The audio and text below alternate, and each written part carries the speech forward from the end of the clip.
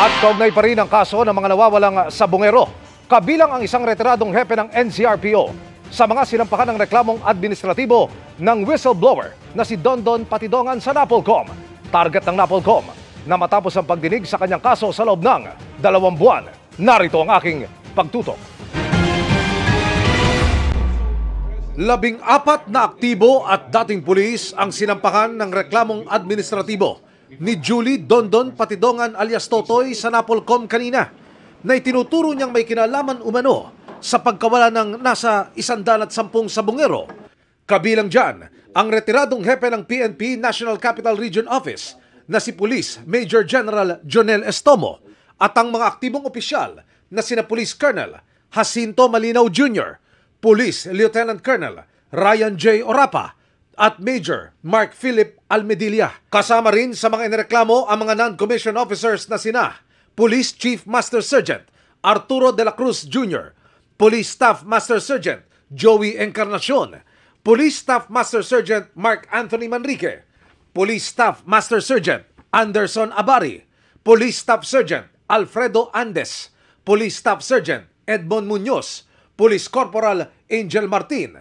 Dawit din ang 3 pulis na na-dismiss na umano sa serbisyo, sina Police Lieutenant Henry Sasaluya, Police Master Sergeant Michael Claveria at Police Corporal Farvi de la Cruz. Itong mga pulis na to, sila ang kumukuha ng mga missing sabongero galing sa farm.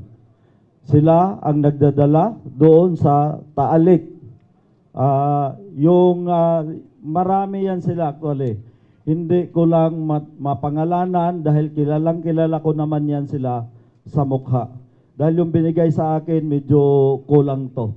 Pinaliwanag din ni Patidongan kung bakit dawit si Estomo.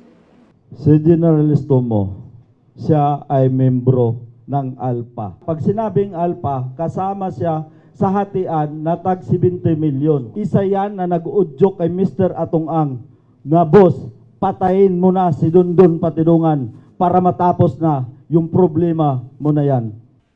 Sinusubukan pa ng GMA Integrated News na makuha ang panig ng mga inireklamong pulis at ni Ang. Si Patidongan naging emosyonal nang matanong kung may nagtutulak ba sa kanyang may impluwensyang mga tao para gawin ito. Kahit sinong tao, pag ang pinag-usapan dito, pamilya, wala akong katatakutan sa kanila. Kung alam bulag na buong pamilya ko, papatay niya. Kasamang nagain ng kaso ang kaanak ng mga nawawalang sabongero. Ayon sa NAPOLCOM, i-verify nila ngayon sa PNP kung nasa kustodiya na ba nila ang lahat ng mga pulis na ito na kinasuhan. I-evaluate din namin muna yung mga kwentong nilalahad mo sa iyong affidavit. Hindi porket sinabi mo na sa affidavit, kami maniniwala kaagad. Bibigyan natin ng due process ang lahat ng mga pinangalanan ni alias Totoy. Papadala natin sila ng summons o kaya ng order upang sila ay sumagot din. Target ng NAPOLCOM, sa loob ng 2 buwan, tatapusin nila ang investigasyon at makapagpapalabas na sila ng desisyon kung anong kaso ang nararapat isampa laban sa mga akusado. Most likely na kaso grave misconduct at conduct unbecoming of a police officer. Ang penalties noon, pinakamababa ay suspension, ang gitnang penalty ay demotion, ang pinakamabigat na penalty doon ay dismissal from the service. Panawagan ng pamilya ng mga nawawalang mga biktima. Sana ma-review nyo yung mga files nitong mga kapulisan. Kasi hindi kami naniniwala na 20 lang to, 15, 30. Marami to. Sa mga nangyayari ho ngayon,